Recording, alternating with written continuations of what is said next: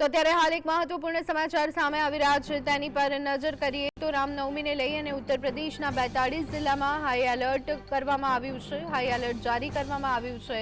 પરંપરાગત જુલુસ નીકળવાને લઈ અને પોલીસ દ્વારા ચુસ્ત અને ચાંપતો બંદોબસ્ત ગોઠવવામાં આવ્યો છે. કોઈપણ પ્રકારની અનિચ્છનીય ઘટના ન બને તે માટેની તકેદારી પરંપરાગત રસ્તા પર ઉત્તર પ્રદેશમાં રામનવમી યાત્રાની ખાસ પરવાનગી આપવામાં આવી છે. ત્યારે અત્યારે હાલ તમામ પ્રકારની કહી શકાય કે તપાસની કામગીરી પણ ચાલી રહી છે. પોલીસ દ્વારા સંવેદનશીલ વિસ્તારમાં ફ્લેગ માર્ચ કરવામાં આવ્યું છે. સ્થિતિ પર સંપૂર્ણ નજર રાખવામાં આવી રહી છે અને શાંતિપૂર્ણ માહોલમાં રામનવમીના તહેવારની ઉજવણી થાય તે રીતે તમામ પ્રકારની તકેદારીના પગલાં પોલીસ પ્રશાસન દ્વારા લેવામાં આવી રહ્યા છે.